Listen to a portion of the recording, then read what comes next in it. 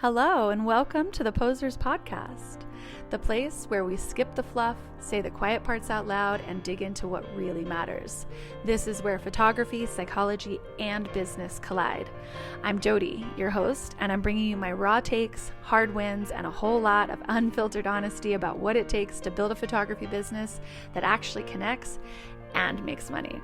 So ladies, grab your headphones and get your tits up and your ears open because we are going to build something really incredible together. Hello, and welcome back for another episode of the Posers Podcast. We are going to talk about something really big today because we are going to talk about fear. And obviously, I'm not going to talk about the type of fear that keeps you physically safe, but the kind of fear that is more like a sneaky little bitch that whispers in your ear just enough to keep you sabotaged. So it's that fear that convinces you that you need a better portfolio, or you need a better website, or you need a little bit more money, or you just need a little bit more confidence before you do the thing. So it's that fear that kind of like disguises itself like in the corners of your life, the corners of your brain. Because here's what I've learned. The photographers who build extraordinary businesses are almost never the ones who feel the most ready. They're the ones who decide before they ever feel ready. And today's guest, yes, surprise, surprise, we have a guest, is the absolute most perfect example of that.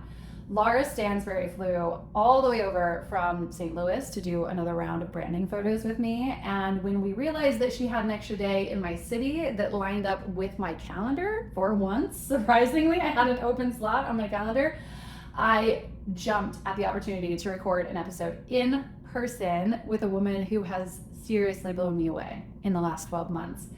In 2024, Lara's photography business actually lost $30,000. She was completely in the red, and she wasn't just thinking about closing the doors, she was closing them. She had reached the point where she had decided that it just wasn't working anymore. So the doors were about to shut, but simultaneously, even though she didn't know this, as she was contemplating closing her doors, my team and I were deciding if I was going to create a mastermind or if I was going to do a line of digital courses for photographers.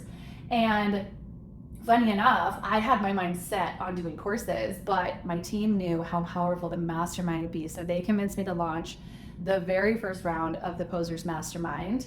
And that is where Lara sort of slid into my life. Now, obviously, I had never run a mastermind before. I had no testimonials. I had no success stories. I had no proof, no clout, no reputation in the education space at all. Nothing that would make a sane individual be like, yup, this is a safe investment for me. I can laugh about that because Lara knows that I love her level of crazy. But Lara decided to take a gamble on me, and she was literally simply investing in an idea that was sitting inside of my head. So she decided to throw one last Hail Mary, not because she wasn't scared, but because she realized that she had two choices. She could let fear convince her to quit, or she could let the fear drive her because she had nothing left to lose, really. And what happened still blows my mind, because in 2025, after going through the mastermind, Lara made more money in just 2 months than she had made in the previous 2 years combined. The first 2 months of the mastermind outperformed 2 entire years, and that is absolutely wild. So this episode is not about celebrating me. It's not about pitching the mastermind, because you guys know the doors don't open for that again until next March. And honestly, it's not even really about celebrating Lara. Sorry, Lara. It's about understanding the moment where someone decides to stop waiting to feel ready and kind of hits the mute button on that fear. So let's get into it. Lara Stansberry. Hello. Welcome to the Posers Podcast. Thank you. I'm like incredibly thrilled to have you here. Your photo shoot yesterday was completely different than the photo shoot that we did very first time. So you've flown to Las Vegas 2 times to do headshots with me, kind of headshots and branding a little bit. And the first time you came in, I think both of us were a little bit nervous. Both of us were a little, because I get nervous whenever I have to photograph other photographers. I've said it before that like it's the biggest compliment to photograph other photographers, but you know the bar is so crazy high. So like the idea of creating in a new way, creating in a really high caliber way, like that makes me nervous. And then you coming in, we had only met on the Mastermind. We had only sort of lived in like cyberspace together. And so you coming in, meeting me, being in the studio, there was so much fun and so much laughter, but also a little bit of like tension too. And yesterday there was none of that. There was no tension. How many times did we cry before the photo shoot? I mean, just once or twice. Everybody's gonna be like, what do you mean? Why did she make you cry? No, like Lara came in. We have a pretty close relationship now. And so we sat at my table, we talked for a little while. I had just gotten off of a meeting with my team and I was like, I don't know what direction I'm going with this and this and this. I didn't necessarily break down into tears over it, but I was in like a headspace. And then we started talking about like some personal stuff with you too, and then got into that headspace and I was like, no, don't ruin makeup, don't, like, we got a photo shoot to do. I showed up with hair and makeup, we couldn't ruin it. Yeah, we could not ruin it. But so then we got into shooting and you were so much more relaxed. And I was more relaxed. And we probably did half of the amount of photos, like the actual like length of the photo shoot, because we probably did half of the outfits and all that. But I think we probably have better photos just because, and not to say better because your first set was so incredibly gorgeous, but the set we did yesterday, I'm just like obsessed with. Dying over. Little bit, right? Also, if you guys hear any sort of like glasses like that being put down or bottles clinking, you know we're drinking. Yes. There is always Vouv. There's always Vouv, right? Okay, so here's this mistake that I make whenever somebody comes on the podcast. I sort of jump in at the spot where I feel as though everybody knows the person to the same caliber that I know them, or that they know their backstory, and that I just jump in and say, okay, what do you think about this? What do you think about that? So I'm gonna like make myself take a few steps back, and I want to start at the beginning. So I want you to just kind of like tell everybody who you are, what you do, and how long you've been building this business. Do not talk about how many other businesses you want to build or how many businesses go through your brain, because I mean, we'll be here all day. All day. And I will keep it short. She was born in 1976. Lara has the brain just like mine, to where it's like a squirrel. It's like sees a business opportunity in every corner and then wants to chase it and has to like really reel things in. So that's what I'm getting by that. But tell everyone who you are, what you do, and how long you've been building the photography business. Yes. So I'm Lara Stansberry, and I officially started my photography business at the end of 2019. Okay. Yeah. Okay. So, okay, 1 year before COVID. That is not even 1 year. That is horrifying. 6 months before. What is October to March? Okay, horrifying. Yeah. And really it started, I'd always loved photography. I always had taken pictures. I enjoyed it. It was something I was good at, even just like point, shoot, take the photo. I went on a trip to the Grand Canyon and I thought, gosh, I'm going on this cool trip. I should probably get a camera. Okay. So my husband bought me a camera, actually shipped it to me while I was on my trip. And when I got home, I really thought, it seems like such a waste to just stick this in a closet and pull it out occasionally. So Can I ask how old you were?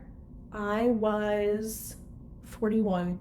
You want to know what I love this so much? Is because you see things on the internet that is, Vera Wing started designing at whatever age and things like that, and like there's something, and I think about this a lot too, because of the dreams that I'm chasing. I always have to say to myself, you're not behind, right? That women really come into some sort of, I don't even want to say come into their own, because it's not as if I haven't ever always been myself, and you might feel the same way, but we really like come into something in our 40s. Yeah. Even late 30s. You really start to lock in a little bit more, and you can really sort of sift through the shit. Yeah, you're very much like, you can push it aside. I don't give a shit. I don't give a fuck. Right. Like, I want to do what I want to do. Yeah.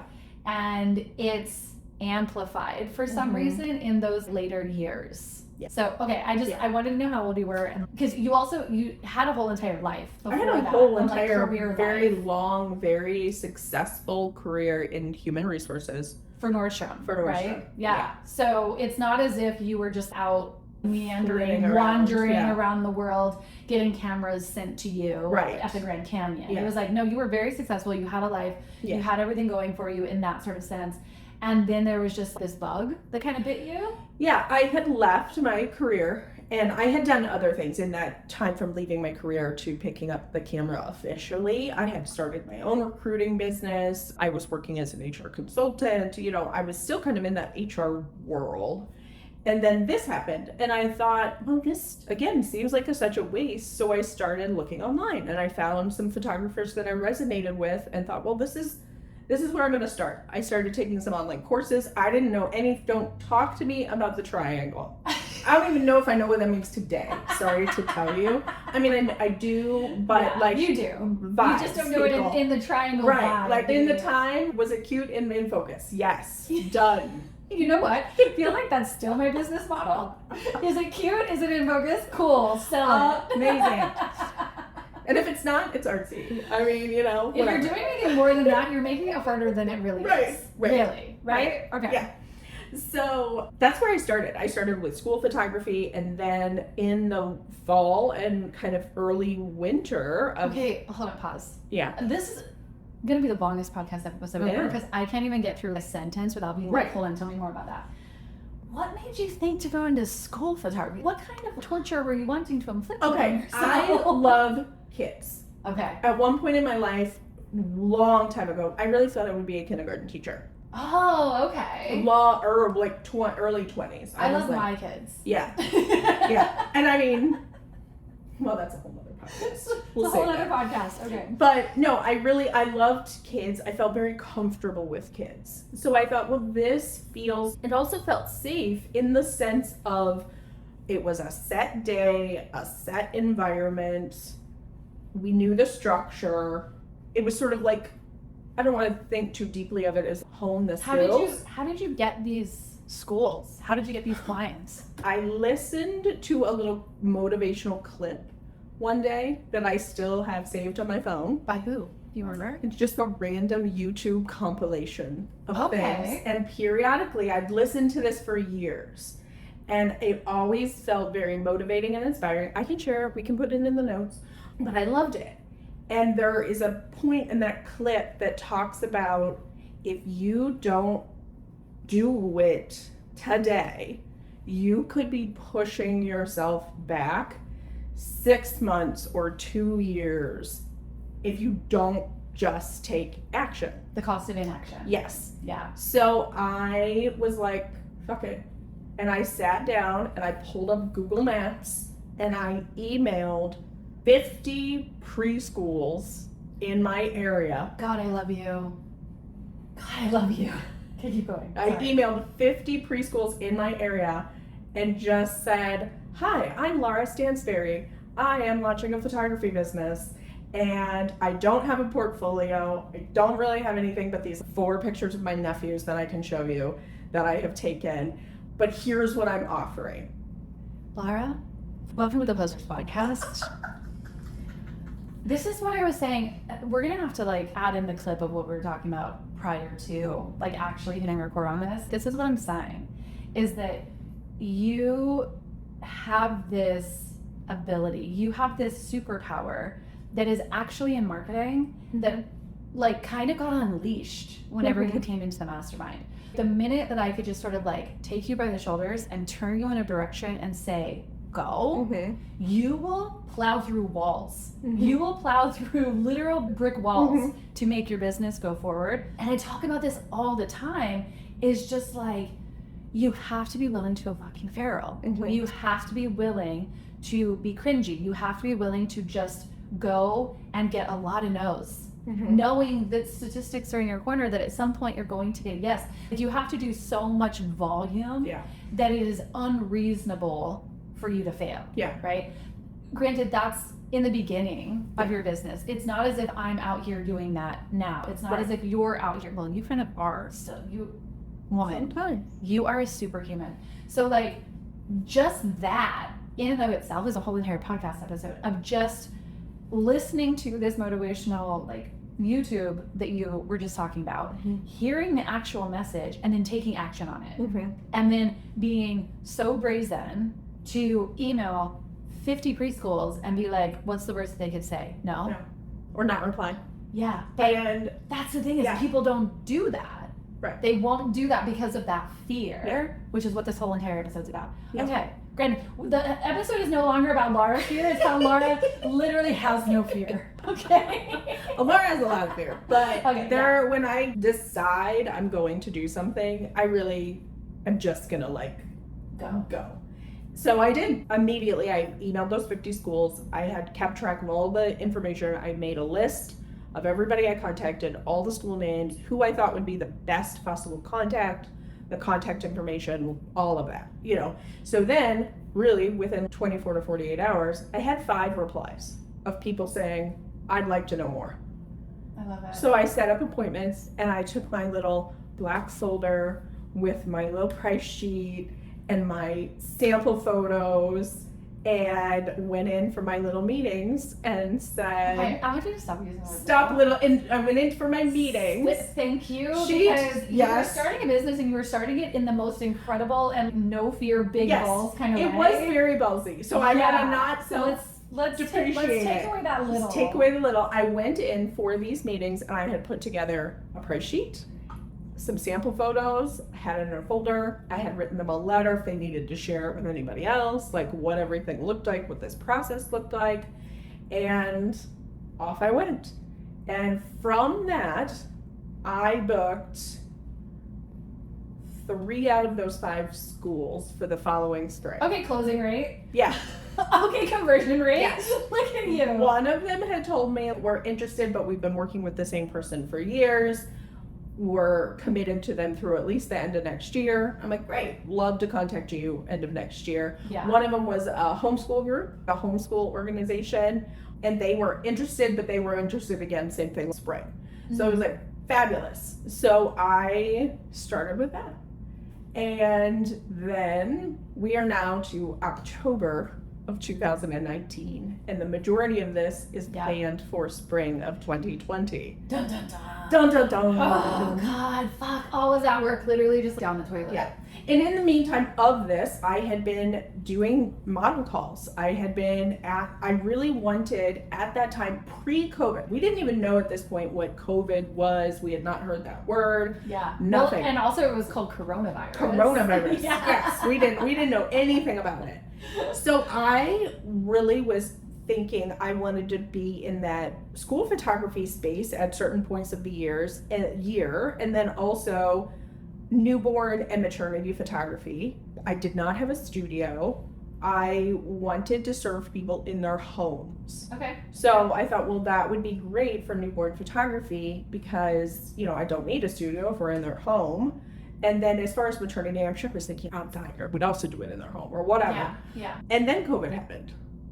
And I still remember the very last model call I did. It was, I think, the 3rd week of February 2020. Okay. Right before shutdown.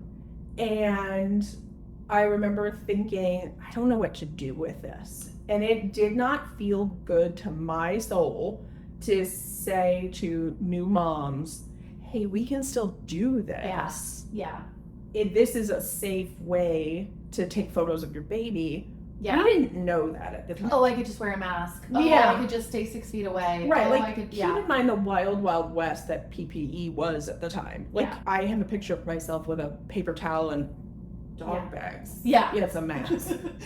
Wait, remember the photos that were coming out on the internet of people wearing like a thong? Like a thong. Seriously, I went that you had to wear a mask, and I have a picture of myself in my car. This is doing nothing, but okay, it's some sort of face covering. Yeah. So anyway, that didn't resonate with my soul to tell new moms that this was a safe way to photograph their babies. Yeah. So I was like, I guess we're just not. Yeah. For right now. Yeah. I was a wedding photographer at the time, so it was like, I didn't even have to make those decisions. It was just like, oh, so this wedding's just not gonna happen. Yeah. Okay. So I'm sure, I don't really think I did anything during that time. I had another job. so I was just sort of like, we'll just wait and see. Mhm. And then that next fall rolled around, like Okay. fall of 2020. Well, really it would have been 2020. fall of 2020, so like September, October of 2020. We knew a little bit more. Yeah. School was back in session, the preschools were back. I just had to wear a mask during the photo session. I think I did family photos that fall too. Yeah. Yeah. So that's how we started. And that first school, I mean, they did their photos outside. They were located on a park. Uh-huh. So we did them outside, but I also wanted to have a very boutique photo experience. So I actually did photos outside, and then I would flip them around, and I had a backdrop, backdrop, and a white backdrop. Yeah. So I took 3 sets of photos for these kids, Right. and on each backdrop, and then I had And then in nature. and then in nature. Yeah. So they had 3 complete sets. I would take 5 or 6 photos on each one. And then they had their typical school photo options of print packages, digital packages, the whole thing. And I made a ton of money that fall. Yeah. Because it was Wait, did you also then price it the way that you should, like, that parents then came in, they had the gallery, they had whatever, they had to purchase each one of the... They had to purchase what I had, like, I think I had packages that they could choose Okay, from. so, like, we're never going to get this No. this podcast. What were you studying? What were you doing? Or was it just common sense that made you feel like, I'm going to price it this way so that I can make the most amount of money versus charging the school a set amount? Well, with school photography, that's very rarely how it works. Oh, okay. So that's the standard in school. You are like winging on a hope and a prayer that these parents buy your photos because the school. So the school doesn't pay you. School doesn't pay you. Oh, okay. They don't. I mean, you could set it up where parents prepay, but I did not. Yeah. Yeah. So I did not. So I just came up with what did I think based on. I had taken a school photography course, an online course. So there was some information in there. I probably did a little Google research of like, what is life touch photo charging or something. Yeah. There was a place out of Chicago that was really cool, like boutique photography. So I'm sure I kind of compiled all that and felt, okay, this feels great. Yeah. This feels great. And there was like high, medium, low. You could get a 5x7 for $10 if they really wanted to, and that was that. But I made a bunch of money. I made like $10,000 that fall. Nice. And figure at the time, you knew nothing. I knew nothing. Yeah, I knew nothing about to compare strategy or marketing or anything. I put together what now I would think of as a sales process, like a funnel for the parents, because I did a lot of prep work with the parents. This is probably different than what you've experienced before. This is how it works. How did you do that prep work? How did you, just by email? Mm-hmm. Okay. I would email families. Yep. So they got all my prep prior, and then once galleries launched, because this was, again, school photos are going to be different than what I do today. Yeah. But they would get their galleries. They would be open for a time. Yeah. But kind of not. If you're running an IPS program like which I know you are now, then it's kind of not. It's still the same idea that you're going to come out, your kids are going to do these photos with me at your school. You're going to choose your favorites. You're going to buy your favorites, and that's it. Same. And maybe a few more bells and whistles over on the family side, but same process. And the communication aspect of it was really important to me because I'm like, these are busy school age families. Yeah. They are going to need a million reminders. Yeah. Because I also can be a little militant on when we're done, we're done. Have you ever seen my stories? The minute before a school year ever even starts, fucking Justin's in my email. I've got 3 boys, right? So Justin's in my email, emailing me about every single one of my kids and which ones are. I'll have 42 emails from Justin's on the first day of school, and I'm like, these people don't play. No, and honestly, it feels annoying. I'm being annoying. But I will tell you the number one piece of feedback that I would get is thank you so much for all of this communication. For staying in my inbox. Yeah. Yeah. Because I was sending everything from here's how it works to here's how you should dress your child for school photos because we're doing the park, we're doing the black backdrop, we're doing the white backdrop. Please don't send them in in a crazy colorful, in or freaking He-Man t-shirt. Yes, exactly. Nobody who's younger than us knows who He-Man is. No, I was thinking, what's the one with the puppies? You know, like Paw Bluey Patrol. or whatever. Paw Patrol. Don't send him in that. You're not gonna love it. Yeah. So they appreciated that level of communication around it, and you have to keep in mind, I think that's fall. I'm trying to think of all the timing. I did 2 schools. Okay, I'm going to jump ahead. Yeah. I know we're like mid-thought on this, but what I'm loving so much about just what we're talking about isn't so much the actual timeline of this, but like the methodology. Yeah. That you really understood the methodology of starting this business. So in between that run that you had at school photos to the time that we were now on this intro just talking about 2024, you were negative $30,000 in your business. What happened? What collapsed? So I was only putting the marketing behind my business at one time of the year. When I decided I had such a good run with school photos, we really got to a point where that sort of ran on autopilot for a long time. Now things changed with that over the years, and the first few years I made incredible money. Then I don't know what it was. If it was me, if it was them, if they were bored of the photos, if it aged out, who knows? I remember being inside of that first round of the beta, and you say you were having this really hard time with the school that like for some reason all of a sudden nobody was buying. And literally nobody was. And we were like trying to figure it out. And it was like not just, I'm making $5,000 at school. It was the difference of like, normally you'd make $600. Yeah, normally you'd make $15,000 and now you're making $600. Yeah. What happened? Which I know we worked through stuff like that. But so if you were using the same methodology of sort of jumping in, balls to the wall, like building the school business side of it, why did you ever think that you should approach families or anything else, newborns, maternity, anything else you were doing in your business? Why did you think that you should approach it any other sort of way? I don't, honestly, my honest answer is I really don't have a great answer. Yeah. I don't know if I got like all up in my own feels about it. Yeah. That I was like a little afraid of it. I also would dump really my entire year into Santa. Yeah. And you became the Santa girl. The Santa girl. Because my whole year was structured around Santa. So then also what you said a second ago, you said I only marketed one time during the year. So really it was like you were coming out of the woodworks only whenever you had something to sell to somebody. So you weren't doing any of the sort of legwork of marketing your business, staying on top of that piece, like being in your community, creating collaborations, running your social media. You weren't doing all of the pieces that actually keep a business running year round. Right. You were just like, da-da-da, okay, here I am for Santa. Because it's time. It's Santa time. Yeah. Okay. Yeah. Got it. And like, be on stories. Make a reel. Who is she? Never. It never. And shocker, that doesn't work.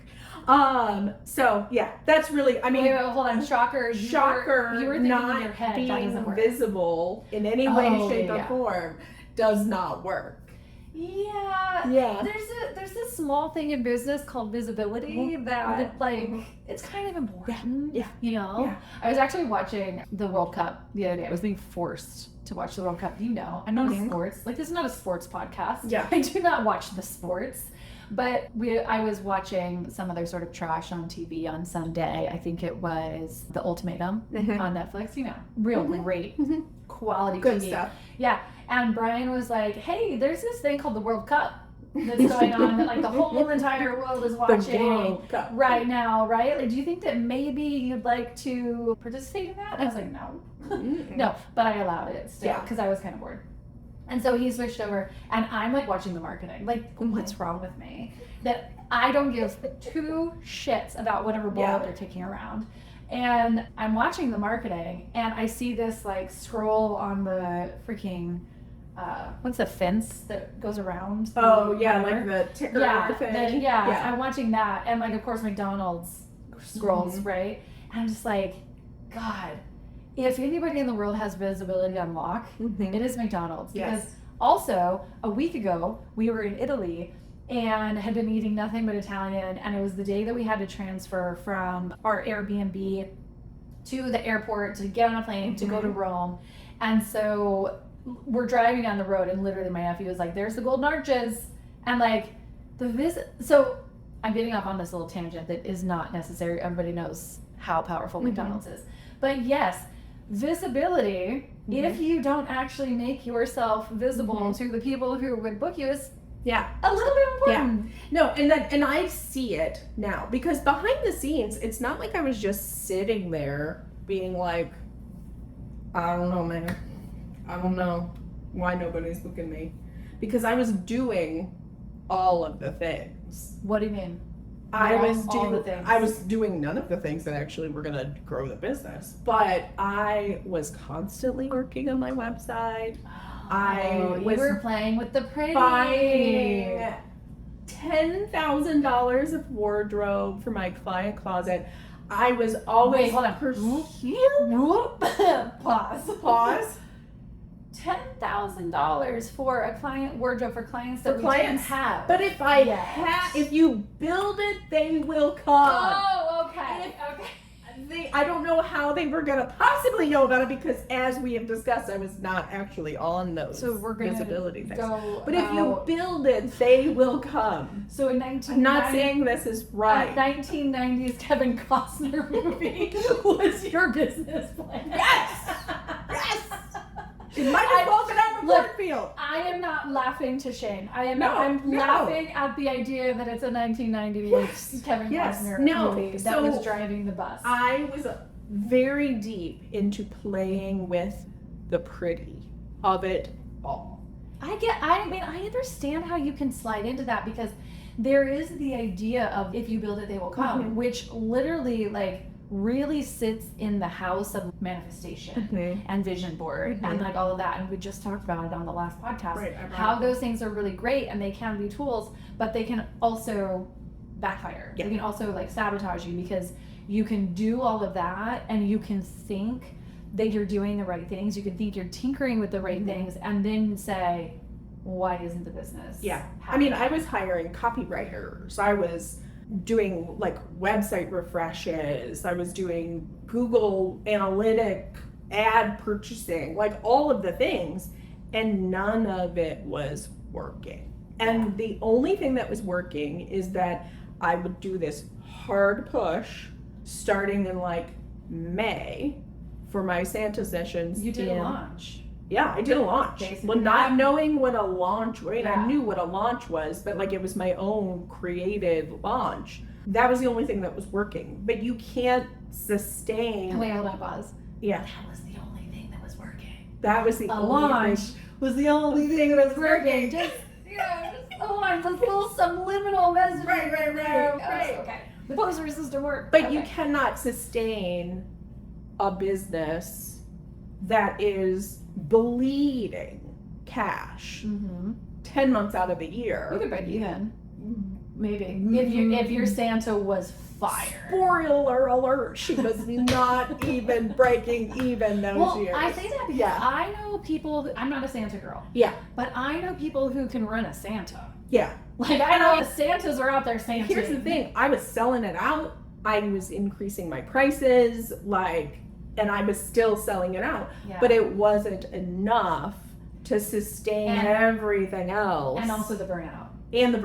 And because that particular year, I didn't even decorate my own house for Christmas, because I was like, I am over this. Because I had been talking about it. Well, I had been talking about Santa behind the scenes since probably February. I never even thought about that angle of it. And then I would start talking about it in May, and then I would launch it in June or July. I never even thought about that element of it, of what a time to be busy.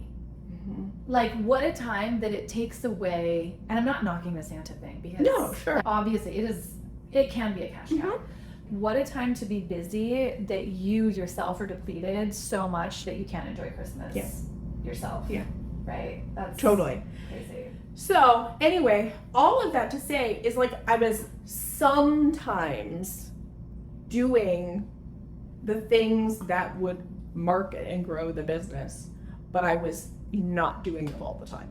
And I was not doing them in every aspect of my business that I wanted to grow. You were just doing it with Santa. I couldn't sell a family photo session to give it away. So interesting to me because you couldn't do it, and you had families coming into the studio. Mm-hmm. You literally had the clientele there. Hundreds of school photo people. Yeah. That I literally was like, I don't even know if they knew I did anything other than school photos. Well, I was just about to say, do you want to know why? But you just said it yourself. Yeah.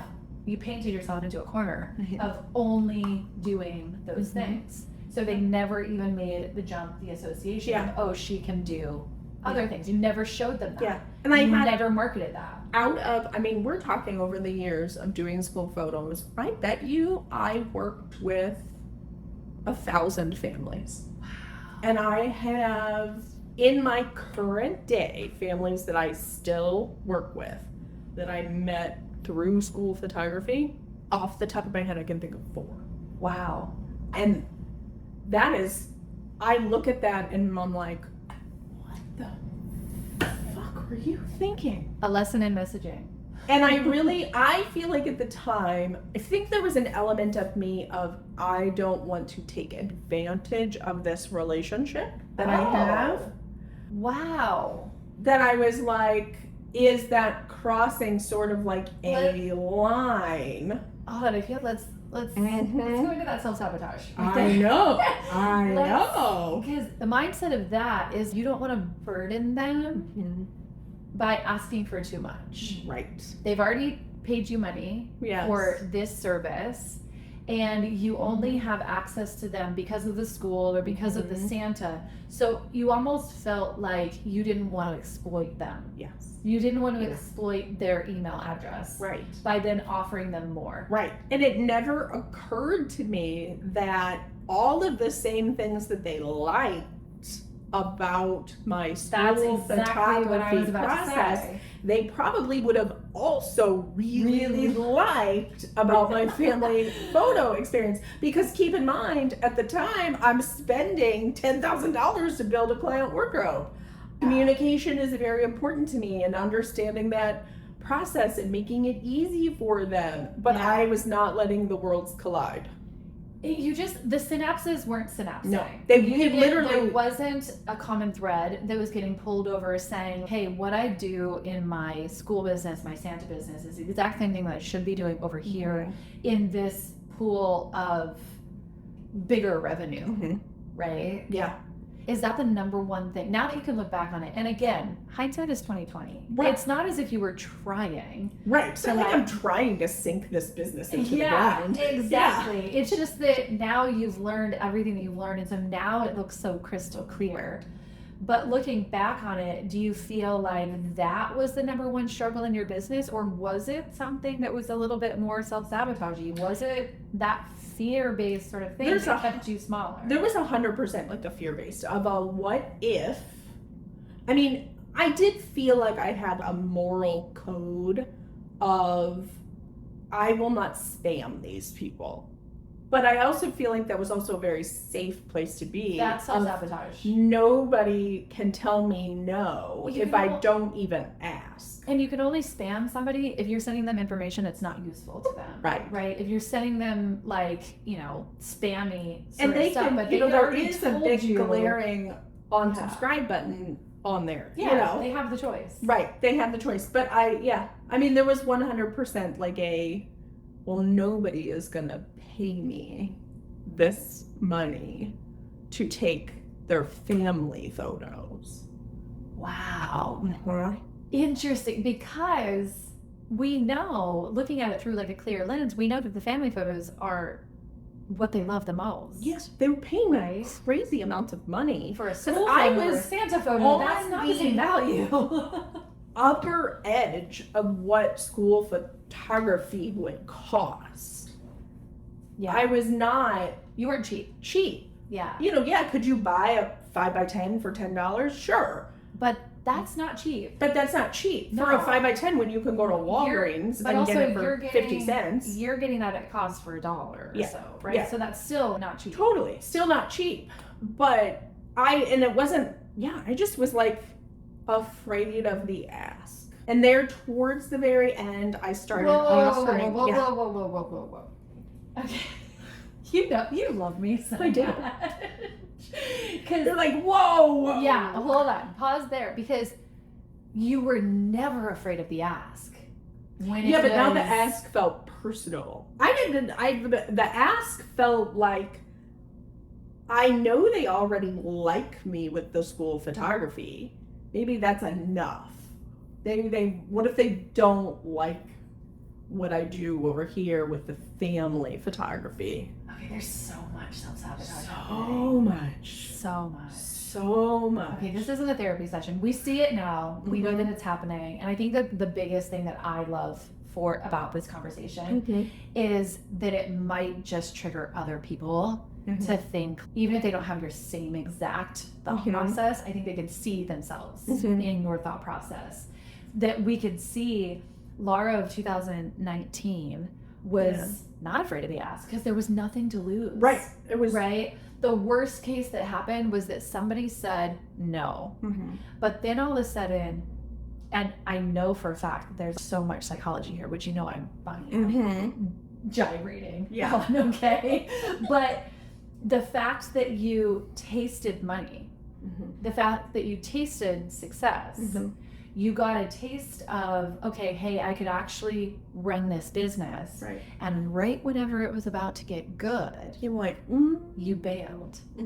That's what happened. It wasn't necessarily in your head you were justifying it as, oh, I can't ask them for more. I'm going to exploit them for their email, or they're not going to pay me as much to do family as they would to do this, and all of these things, all these excuses that are going on in your head.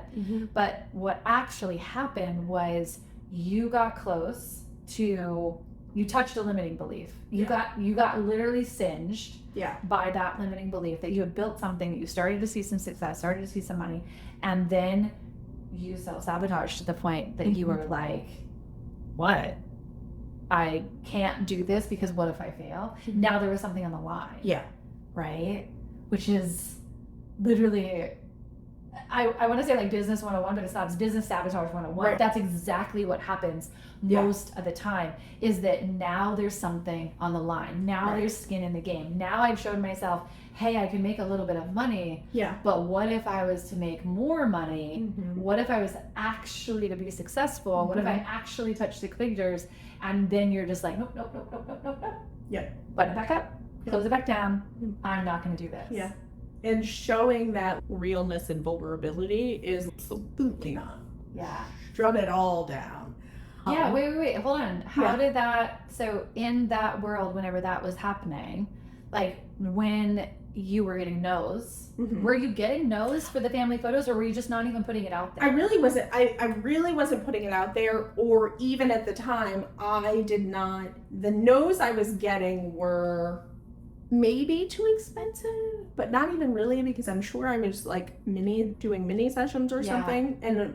But even then, at the same time, I was like, I'm not doing $150 mini sessions. If we're doing mini sessions, this is going to be like $375, Which you thought was so much money. So much You're money. like, I'm so expensive. Crazy amounts of money. Now so what's that? Wait, hold on.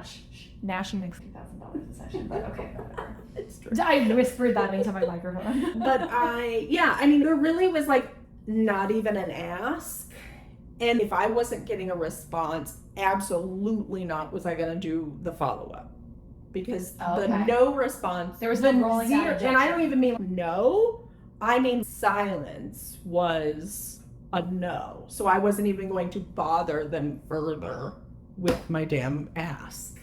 Interesting, because as a school photographer, you'd email them to the point of questioning whether or not you were spam. Right. And on the family photo side, it was just crickets. Crickets. It was a very imbalanced level of confidence. Okay, so then fast forward. So you spent all of this money. All of this money. You were bleeding, hemorrhaging, spending money on client closet, spending money on copywriters, the studio, website, the studio, like doing all of this. And so then you got yourself into the red. So far into the red. Okay. Yeah.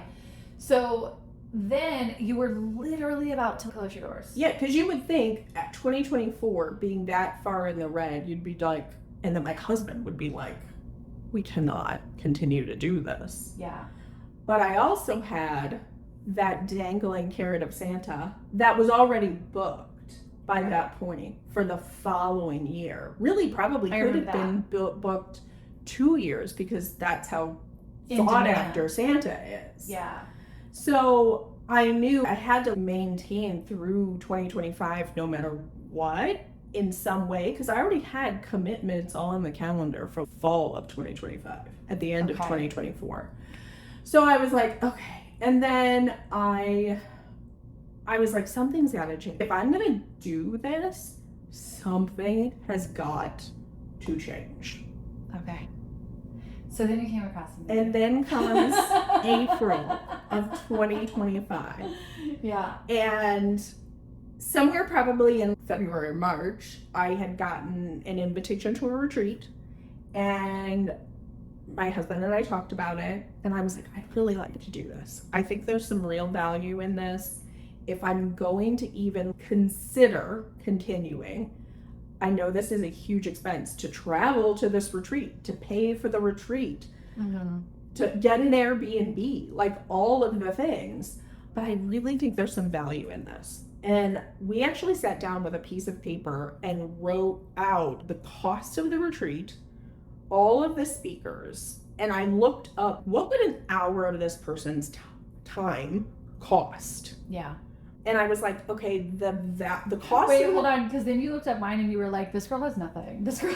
No, but this girl was like, I wasn't fully blown an educator. I don't know if there was like something, because I remember there being like a number next to your name. You must have had the one-on-one out there somewhere. I have no idea. But I just guesstimated. Maybe I saw your session fee or something. Something like that. Who knows? Even back then, I didn't even have, there's no website. There's no website still. Yeah. But there's nothing. And I'm saying this part because I'm sure going to that retreat cost us at least $5,000. Oh. Between the cost of the retreat, food, the airfare, all of that.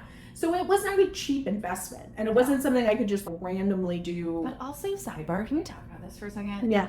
When you're also going to retreats, you have to also know that there's a bigger game at play. Yeah. Right? That once you go to the retreats, each one of the educators are then going to be like talking about what their superpower is, how they can help, how they can change your business. That's our job. Totally. Right? So then you're calculating the cost of the retreat, but then you almost have to calculate the cost of, okay, what if I fall in love with somebody there? Right. What if I want more from somebody there? What if I resonate so hard with somebody there that then there's going to be another added expense on the back end of that because I want to be in their system, which that's the whole point of the retreat, right? So that you can really focus and really streamline and know where you want to take your business. Yeah.